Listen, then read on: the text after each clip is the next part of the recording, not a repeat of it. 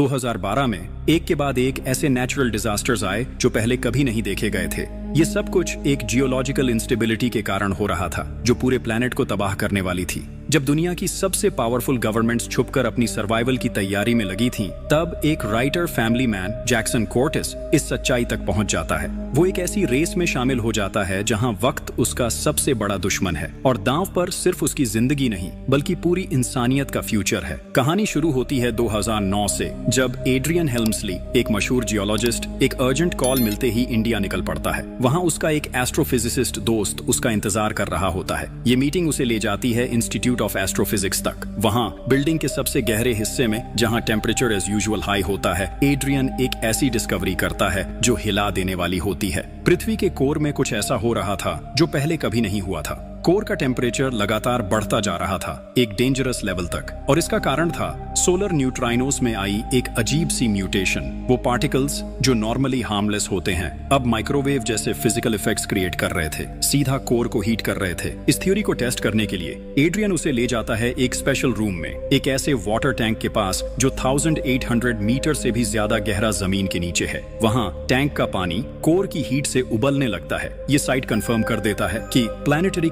सिर्फ पॉसिबल नहीं, बहुत करीब है। एड्रियन तुरंत वॉशिंगटन के लिए निकल पड़ता है, एक ही मिशन के साथ कि ये इन्फॉर्मेशन सबसे हाईएस्ट अथॉरिटीज तक पर्सनली पहुंचानी है। वहां पहुंचते ही वो सीधा व्हाइट हाउस में हो रहे एक चैरिटी गाला तक जाता है, लेकिन एंट्री पर गार्ड्स उसे रोक लेते हैं, सिर्फ इसलिए क्योंकि उसने सूट नहीं पहना हुआ था। भीड़ के बीच भागते हुए एड्रियन एक पुराने जान पहचान वाले को देख लेता है, स्कॉटी, जो उस इवेंट में मौजूद था। एड्रियन उससे अपनी जैकेट उधार मांगता है ताकि वो अंदर जा सके। स्कॉटी मान जाता है और भीड़ में अपना सूटकेस लेकर निकल जाता है। एड्रियन जैसे तैसे अंदर पहुंचता है और लोकेट करता है कार्ल अनहाउजर को, एक पावरफुल गवर्नमेंट ऑफिसर जो उस गाला का हिस्सा होता है। कार्ल पहले उसे नहीं पहचानता और उसके आने पर बस कैजुअली रिएक्ट करता है। उसकी अपीयरेंस और टाइमिंग को लेकर सार्कास्टिक कमेंट्स करता है। एड्रियन अपना इंट्रोडक्शन देता है, कहता है कि वो science and technology policy office का मेंबर है, लेकिन कार्ल कहता है अगर ये इतना सीरियस है तो तुम्हें ये अपने सुपीरियर्स को बताना चाहिए था। थोड़ा फ्रस्ट्रेटेड और थका हुआ एड्रियन बोल पड़ता है,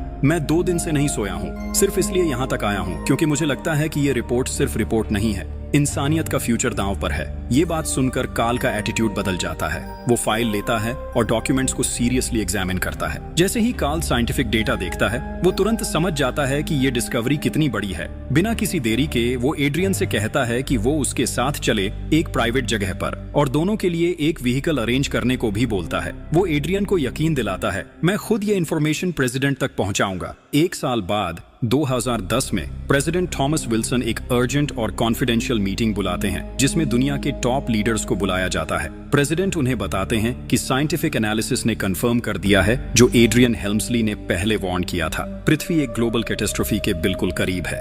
एक ऐसा पॉइंट आ चुका है जहां से लौटना मुमकिन नहीं और अब तुरंत एक्शन लेना जरूरी है। 2011 तक इस आने वाली तबाही से निपटने के लिए कुछ मेजर्स प्लान होने लगते हैं। एक छोटा सा ग्रुप जिसमें दुनिया के कुछ सबसे इन्फ्लुएंशियल लोग होते हैं एक साथ बैठते हैं ताकि ये डिसाइड किया जा सके कि इंसानियत के बचने का रास्ता क्या हो सकता है। इसी के पैरेलल एक और सीक्रेट प्लान एक्टिवेट होता है, इंसानियत की कल्चरल और हिस्टोरिकल लेगेसी को प्रिजर्व करने का। आर्ट के मास्टरपीसेस, एंशिएंट मॉन्यूमेंट्स और हेरिटेज ऑब्जेक्ट्स म्यूजियम से साइलेंटली हटाए जा रहे हैं और उनकी जगह डुप्लीकेट्स लगाए जा रहे हैं। ओरिजिनल आर्टिफैक्ट्स को हाई सिक्योरिटी फैसिलिटीज में स्टोर किया जा रहा है ताकि अगर कुछ बचा तो ये चीजें एक नए युग का हिस्सा बन सकें। इस दौरान दुनिया की आम जनता को सच का बिल्कुल पता नहीं है। मीडिया उन्हें एक अलग डायरेक्शन में ले जा रहा है, एक पुरानी प्रोफेसी के चक्कर में, Mayan prediction of the end of the world. इस एंशिएंट सिविलाइजेशन के मुताबिक 21 दिसंबर 2012 को एक कॉस्मिक साइकिल का एंड होगा और उसके साथ शुरू होगा एक ग्लोबल कैटास्ट्रोफी। हालांकि कई लोग इसे सिर्फ एक मिथ ही मानते हैं। स्टोरी शिफ्ट होती है कैलिफोर्निया में, जहां हम मिलते हैं जैक्सन कोर्टिस से, एक राइटर जिसका करियर अब तक कहीं से स्टार्ट नहीं हो पाया। एक सुबह एक हल्का सा अर्थक्वेक उसे झटके से जगा देता है। जैक्सन नोटिस करता है कि उसे टाइम का बिल्कुल होश नहीं है और अब तक तो बच्चों को पिक करने का टाइम भी निकल चुका है। वो अपनी कार यूज नहीं कर पाता तो मजबूरी में यूज करता है लिमोजीन जो वो अपने काम के लिए चलाता है, एक बिजनेसमैन के लिए जो माफिया से कनेक्टेड है। जाने से पहले जैक्सन एक भीड़ देखता है जो एक अजीब चीज को देख रही होती है। जमीन फट चुकी है, अर्थक्वेक के बाद एक बड़ी क्रैक बन गई है।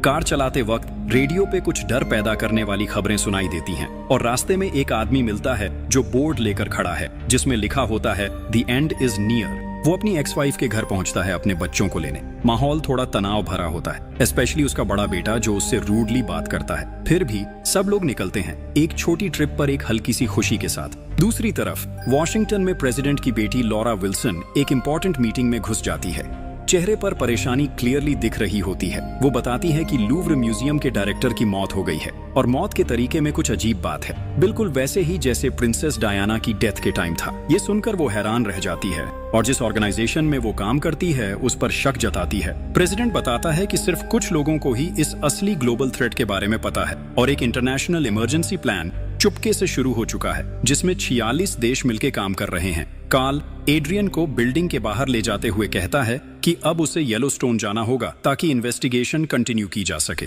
रास्ते में वो एड्रियन को एक वार्निंग देता है। प्रेसिडेंट की बेटी के प्रति उसका इंटरेस्ट पर ताना मारते हुए कहता है कि अब वक्त है सिर्फ काम पर ध्यान देने का, डिस्ट्रैक्शंस के लिए नहीं। इधर दूसरी तरफ जैक्सन और उसके बच्चे येलोस्टोन पार्क पहुंचते हैं। वहां जाकर उन्हें कुछ अजीब सा लगता है। बहुत सारे हेलीकॉप्टर्स घूम रहे हैं और पूरा एरिया टाइट सिक्योरिटी से घिरा हुआ है। वार्निंग बोर्ड्स के बावजूद जैक्सन और उसके बच्चे रिस्ट्रिक्टेड एरिया में चले जाते हैं। वहां जाकर उन्हें पता चलता है कि पूरा लेक गायब हो चुका है, जमीन से भाप निकल रही होती है और आसपास मरे हुए जानवर बिखरे पड़े होते हैं। हवा में एक अजीब सी खामोशी है। दूर एक आदमी उन्हें देख रहा होता है। वो एक डायरी टाइप चीज में हर मोमेंट का रिकॉर्ड लिख रहा होता है। थोड़ी देर बाद आर्मी सोल्जर्स उन्हें पकड़ लेते हैं और उन्हें पार्क के अंदर एक सीक्रेट बेस तक ले जाते हैं। वहीं दूसरी तरफ एड्रियन एक और साइंटिस्ट के साथ होता है। वो साइंटिस्ट उसे एक ऐसा डेटा दिखाता है जो सच में दिल दहला देने वाला होता है। 12,000 मीटर की गहराई तक टेम्परेचर्स रिकॉर्ड हुए हैं जो 2700 डिग्री सेल्सियस तक पहुंच चुके हैं। ये थर्मल राइज नॉर्मल नहीं है। ये प्रूफ है कि प्लैनेट का जियोथर्मल सिस्टम अब कंट्रोल में नहीं है। सब कुछ एक्सपेक्टेड टाइम से कई ज्यादा तेजी से बिगड़ रहा है। हेल्मस्ली अभी अपने कॉलीग के साथ इस डेंजरस थर्मल डेटा पर बात कर ही रहा होता है। तभी एक टीम मेंबर भागते हुए आता है और बताता है कि कुछ टूरिस्ट्स को पकड़ा गया है जो येलोस्टोन के रिस्ट्रिक्टेड जोन में बिना परमिशन घुस आए थे। एड्रियन तुरंत डिसाइड करता है कि वो उनसे खुद मिलके बात करेगा। वो बेस के अंदर जाता है और वहां उसकी मुलाकात होती है जैक्सन कॉर्टिस से, जो गुस्से में जवाब मांग रहा होता है। एड्रियन कामली समझाता है कि ये एरिया सिर्फ कोई पिकनिक स्पॉट नहीं, ये जगह अब जियोथर्मल डेंजर जोन बन चुकी है। जो लेक का डिसअपियर होना दिखा वो सिर्फ ऊपर से दिखने वाली एक छोटी सी चीज है। असली प्रॉब्लम जमीन के नीचे है जहां सब कुछ कंट्रोल के बाहर जा रहा है। और फिर वो जैक्सन को एक क्लियर वार्निंग देता है, अगर अपनी फैमिली की सेफ्टी चाहते हो तो तुरंत यहाँ से निकल जाओ। लेकिन जैसे ही एड्रियन जैक्सन की आईडी देखकर उसका नाम पढ़ता है वो सरप्राइज हो जाता है। जैक्सन कॉर्टिस, तुम वही हो ना, वो नॉवेलिस्ट? मैंने तुम्हारी एक किताब पढ़ी थी, काफी डीप थी। ये छोटी सी पहचान उन दोनों के बीच एक सॉफ्ट मोमेंट क्रिएट करती है। दो स्ट्रेंजर्स के बीच एक छोटा सा कनेक्शन बन जाता है। सीन शिफ्ट होता है इंडिया में, जहां वो साइंटिस्ट जिसने सबसे पहले अर्थ के कोर में ये एब्नॉर्मैलिटीज डिटेक्ट की थी, एड्रियन को अर्जेंट मैसेज भेजता है। टेम्परेचर अब क्रिटिकल लेवल क्रॉस कर चुका है, माइन को हमने सील कर दिया है, कैलकुलेशंस बिल्कुल सही थे, कोई गलती नहीं है, अर्थ की क्रस्ट अब टूट रही है एड्रियन, ग्लोबल कोलैप्स अब बस शुरू होने ही वाला है। वो एक सीरियस टोन में सिर्फ एक लाइन कहता है,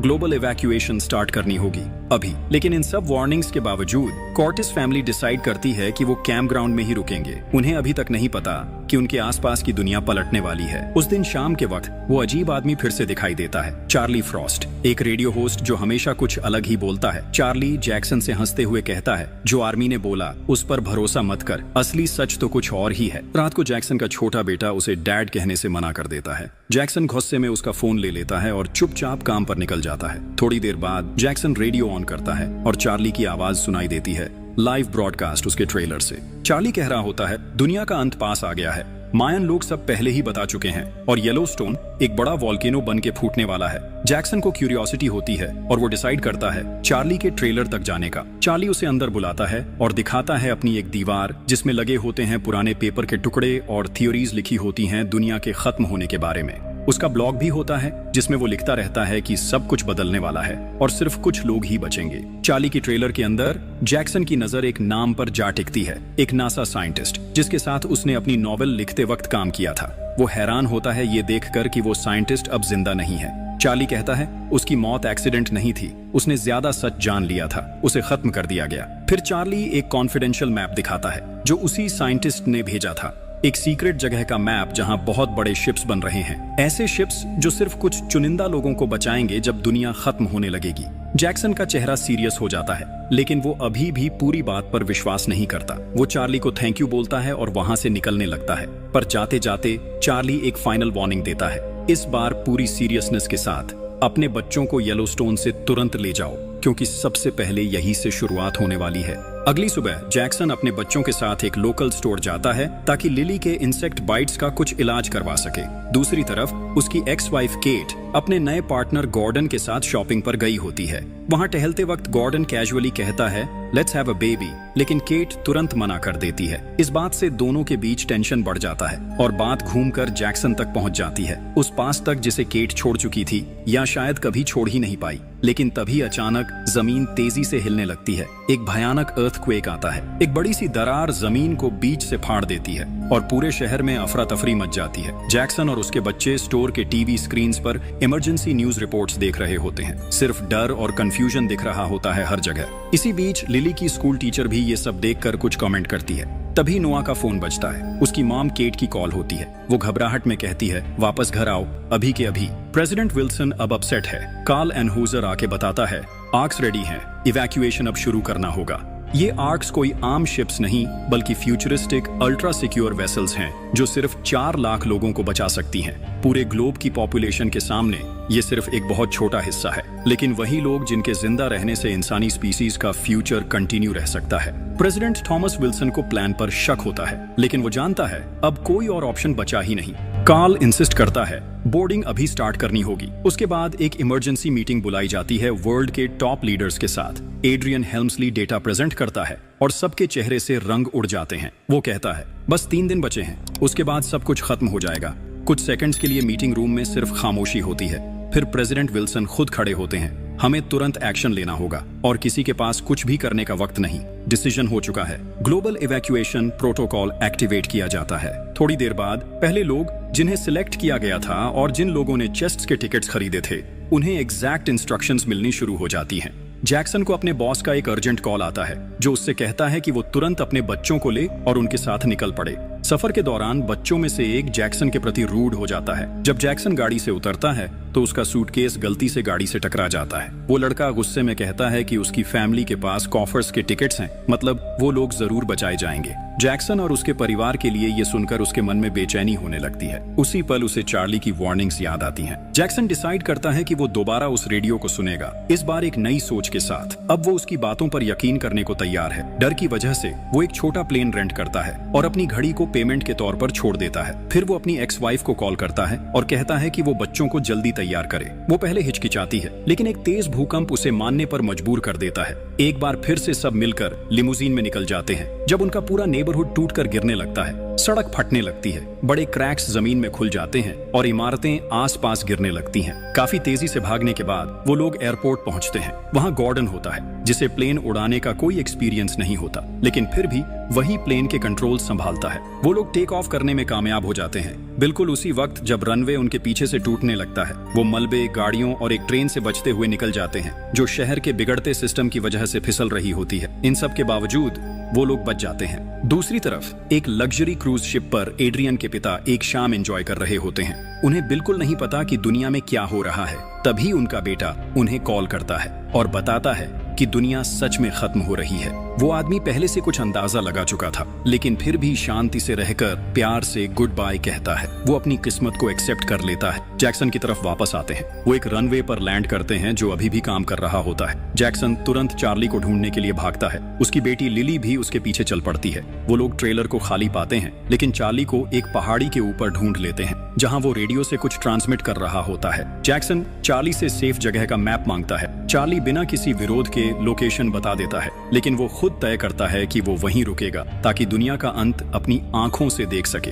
बिना किसी वार्निंग के येलोस्टोन फट पड़ता है। जमीन तेजी से उठती है, नए पहाड़ बन जाते हैं और पृथ्वी के अंदर बड़े बड़े क्रैक्स आ जाते हैं। जैक्सन और लिली मुश्किल से वहां से बचकर निकलते हैं। एक खतरनाक पल में वो लोग एक बड़ी दरार के ऊपर से जंप करते हैं। जैक्सन मैप लेने के लिए ट्रेलर की तरफ वापस जाता है। बिल्कुल उसी वक्त जब ट्रेलर जमीन में समा जाता है, सबको लगता है कि जैक्सन मर गया, लेकिन वो आखिरी पल में मैप लेकर बाहर आ जाता है। फैमिली दोबारा एयरक्राफ्ट में चढ़ जाती है।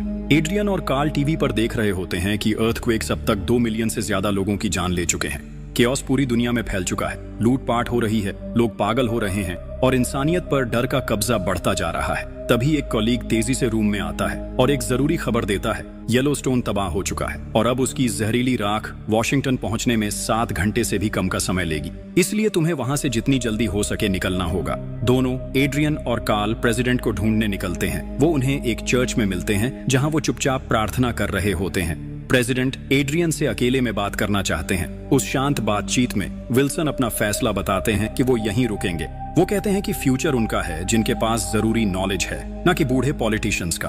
वो अपने अंदर के डर को मानते हैं, उस जिम्मेदारी को महसूस करते हैं जो उन पर है, क्योंकि वो दुनिया के आखिरी प्रेसिडेंट हैं और वो चाहते हैं कि अंत तक सब कुछ सही तरीके से हो, चाहे इसका मतलब हो कि वो अपनी जान ना बचा पाएं। इस बीच व्हाइट हाउस का स्टाफ इमरजेंसी प्रोटोकॉल के तहत एयरफोर्स 1 में बोर्ड कर रहा होता है, लेकिन जब प्रेसिडेंट के न होने का सवाल उठता है, एड्रियन सबको बता देता है कि प्रेसिडेंट प्लेन में नहीं आएंगे।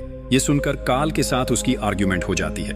कार्ल आखिर में बताता है कि गवर्नमेंट उन सभी लोगों को हटा रही थी जो इस आने वाली तबाही के बारे में जानते थे, और एड्रियन को ये रियलाइजेशन होता है कि अगर उसने पहले कुछ कहा होता तो उसके फादर के साथ भी वही होता। कुछ देर बाद प्रेसिडेंट की बेटी उसे फोन करती है। विल्सन अपने फैसले के लिए उसे समझाने की कोशिश करता है। वो कहता है कि उसका मकसद है दुनिया को सच बताना, ताकि हर परिवार अपने अपनों से आखिरी बार मिल सके और अलविदा कह सके। एयरबेस पर सबकी मुलाकात होती है यूरी से, जो जैक्सन का बॉस होता है। उसका एक आदमी एक प्लेन ले आता है, लेकिन अब उन्हें तुरंत एक दूसरे पायलट की जरूरत होती है। जैक्सन कहता है कि गॉर्डन प्लेन उड़ा सकता है। गॉर्डन थोड़ा हिचकिचाता है, पर और कोई रास्ता न होने की वजह से सब तय करते हैं कि अब निकलना ही होगा। वो एक बड़े कार्गो प्लेन में चढ़ जाते हैं जो लास वेगस से लाए गए महंगी गाड़ियों से भरा होता है। इसी बीच एक तेज गर्म धुआं उनकी तरफ बढ़ने लगता है, जो उन्हें तुरंत उड़ने पर मजबूर करता है। कंट्रोल टावर उन्हें उड़ने की इजाजत नहीं देता, पर धुआं इतना पास आ चुका होता है कि रुकना मुश्किल होता है। वो प्लेन उड़ा देते हैं। शुरू में प्लेन हिलने लगता है और नीचे गिरता दिखता है, लेकिन फिर वो उसे संभाल लेते हैं। प्लेन एक बिल्डिंग से टकराने ही वाला होता है, लेकिन उससे पहले टेक ऑफ कर लेता है। अब जब सब हवा में हैं, ये अपडेट मिलता है कि उनका अगला स्टॉप चाइना होगा। ये सुनकर प्लेन में बैठे फैमिलीज को थोड़ा सुकून मिलता है, लेकिन पायलट्स एक और प्रॉब्लम से जूझ रहे हैं। फ्यूल बहुत कम बचा है। वो डिसाइड करते हैं कि हवाई में एक स्टॉप लेंगे ताकि प्लेन को दोबारा भरवाया जा सके। लेकिन जब वो हवाई पहुंचते हैं तो वहां का हाल देखकर सबके होश उड़ जाते हैं। पूरा आइलैंड जल चुका होता है, वॉल्केनो ब्लास्ट सब कुछ खत्म कर चुका होता है। वहां से फ्यूल मिलना इम्पॉसिबल हो जाता है। अब उनके पास एक ही ऑप्शन बचा है, चाइना के कोस्ट के पास इमरजेंसी लैंडिंग करना, लेकिन डिस्टेंस इतना ज्यादा है कि हो सकता है उन्हें समंदर में उतरना पड़े। इस टेंशन के बीच एड्रियन प्रेसिडेंट की बेटी को तसल्ली देता है। वो उसे याद दिलाता है कि उसने आर्ट और कल्चर को बचाने का अच्छा काम किया है। वो एक राइटर का भी जिक्र करता है जो ज्यादा पॉपुलर नहीं हुआ, लेकिन उसकी कहानियां जिंदा रहीं। उधर व्हाइट हाउस में प्रेसिडेंट कुछ बचे लोगों का ख्याल रख रहा होता है। तभी एक भयानक भूकंप आता है। एक बड़ा स्ट्रक्चर उनके ऊपर गिर जाता है और तभी से एयरफोर्स 1 का कॉन्टैक्ट टूट जाता है। अब कार्ल कमांड संभाल चुका है और अब उसे ही हर डिसीजन और हर ऑर्डर का जिम्मेदार माना जा रहा है। वेटिकन में हजारों लोग प्रार्थना कर रहे होते हैं, दुआ मांग रहे होते हैं कि उनकी जिंदगी बच जाए। तभी एक जबरदस्त भूकंप आता है और उनके ऊपर बनी सबसे बड़ी बिल्डिंग पूरी तरह गिर जाती है। सब कुछ तबाह हो जाता है, सिर्फ खौफ और खामोशी रह जाती है। प्रेसिडेंशियल प्लेन में एक अलार्म बजता है। सिग्नल मिलता है कि अर्थ की क्रस्ट एक बार फिर शिफ्ट कर रही है। एक साइंटिस्ट वार्न करता है, अगर ये मूवमेंट रुक गई तो इतने बड़े सुनामी आएंगे जो सब कुछ अपने साथ बहा ले जाएंगे। जैक्सन इस बीच रेडियो सिग्नल्स ढूंढने की कोशिश कर रहा होता है, शायद किसी गाड़ी से कुछ मिले। उसकी एक्स वाइफ उससे पूछती है, क्या तुम्हें लगता है लोग बदल सकते हैं? जैक्सन थोड़ा चौंकता है। उसे लगता है ये बात उसके लिए कही गई है, और फिर वो उस पर यह कहकर गुस्सा निकालती है कि उसने अपने फैमिली से ज्यादा अपनी राइटर वाली करियर को इम्पोर्टेंस दी। जैक्सन ने उससे पूछा, क्या तुम गॉर्डन से प्यार करती हो? उसने सीधा जवाब दिया, उतना करती हूं जितना जरूरी है। दूसरी तरफ प्रेसिडेंशियल प्लेन में साइंटिस्ट्स की एक और खौफनाक डिस्कवरी होती है। अर्थ की क्रस्ट अभी भी मूव कर रही थी, जिसका मतलब है दुनिया भर में सुनामी का खतरा। साथ ही एक शॉकिंग अपडेट मिलता है, नॉर्थ पोल अब शिफ्ट होकर विस्कॉन्सिन के जगह पर आ गया है। तभी जैक्सन और उसका ग्रुप जिस एयरक्राफ्ट में ट्रैवल कर रहा था, उसे एक इमरजेंसी लैंडिंग करनी पड़ती है। सबको लगता है वो समुद्र में गिरने वाले हैं, लेकिन नीचे नई जमीन दिखाई देती है जो अभी हाल ही में ऊपरी सरफेस पर आई होती है। ह्यूरी का बॉडीगार्ड गॉर्डन से कहता है, तुम लोग निकलो, मैं हैंडल करता हूँ। वो क्रैश का इम्पैक्ट कम कर देता है और प्लेन किसी तरह से सेफली लैंड कर जाता है। सब पैसेंजर्स नीचे उतरते हैं और प्लेन के अंदर की लग्जरी कार्स का यूज करते हैं प्रोटेक्शन के लिए। लेकिन लैंड करने के बाद वो एयरक्राफ्ट एक क्लिफ के बिल्कुल एज पर पहुंच जाता है और आखिरकार नीचे गिर जाता है। बॉडीगार्ड भी उसके साथ चला जाता है। यूरी की गर्लफ्रेंड तमारा उसके जाने से टूट जाती है। वो आंखों के सामने सब कुछ खत्म होता देखकर रो पड़ती है। थोड़ी देर बाद चाइनीज एयरक्राफ्ट ऊपर से जा रही होती है। वो एनिमल्स को आर्क्स तक ले जा रहे होते हैं ताकि उन्हें बचाया जा सके।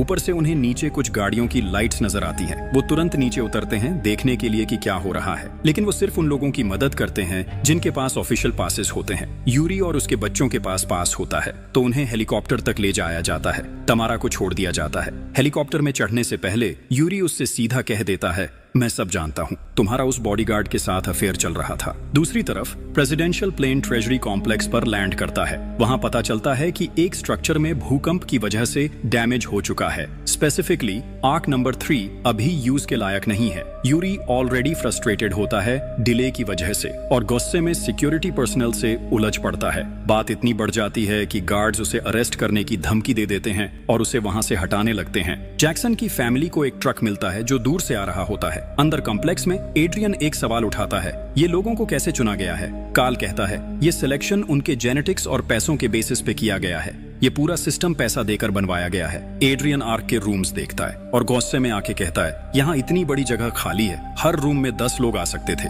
कितने लोगों की जिंदगी बचाई जा सकती थी। थोड़ी देर बाद उसे इंडिया से अपने साइंटिस्ट दोस्त का आखिरी कॉल आता है। उसने बताया कि उसका हेलीकॉप्टर कभी वहां पहुंच ही नहीं पाया और अब वो सुनामी से टकराने वाला है।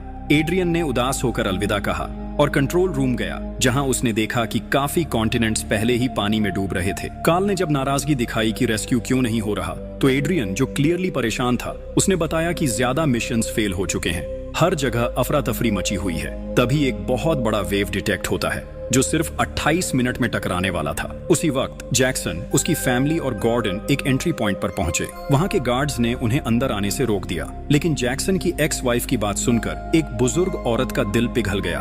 उसने गार्ड्स को मना लिया। जब उन्होंने आर्क्स देखे तब उन्हें समझ आया कि ये स्पेसशिप्स नहीं है जैसे लोगों को बताया गया था, बल्कि ये बड़े बड़े शिप्स हैं। वो सब टनल्स के थ्रू गुजरते गए जब तक वो एक वॉल्ट तक नहीं पहुंचे, बिल्कुल उसके बंद होने से थोड़ी देर पहले। बाहर का सीन पूरी तरह से आउट ऑफ कंट्रोल था। हर जगह केओस था। बहुत लोग अंदर नहीं जा पाए। तमारा आखिरी पल में अपने डॉग के साथ अंदर चली जाती है। जाते वक्त वो यूरी की तरफ देखती है। उनकी आंखों का कांटेक्ट होता है। तमारा एक ऐसा इशारा करती है जिसमें बदले का एहसास होता है। एड्रियन ने जब इतनी भीड़ की डेस्परेशन देखी तो उसने रिक्वेस्ट किया कि सब नेशंस के रिप्रेजेंटेटिव से बात करने के लिए कम्युनिकेशन चैनल खोला जाए। उसने उन्हें समझाया कि ज्यादा लोगों को बचाने के लिए फ्लड गेट्स खोलने चाहिए। इम्पैक्ट के 15 मिनट बाद फाइनली परमिशन मिल गई और जैसे ही ये हुआ, भीड़ के बीच एक छोटी सी सेलिब्रेशन शुरू हो गई। कर्टिस और उसका ग्रुप गियर एरिया में पहुंचा, जो जानवरों के पिंजरों के नीचे था। जैसे ही फ्लड गेट्स खुलने लगे, उन बड़ी मशीन्स के हिलने से गॉर्डन और उनके साथ एक आदमी गिर गए। जैक्सन ने चोटिल गार्ड को बचा लिया,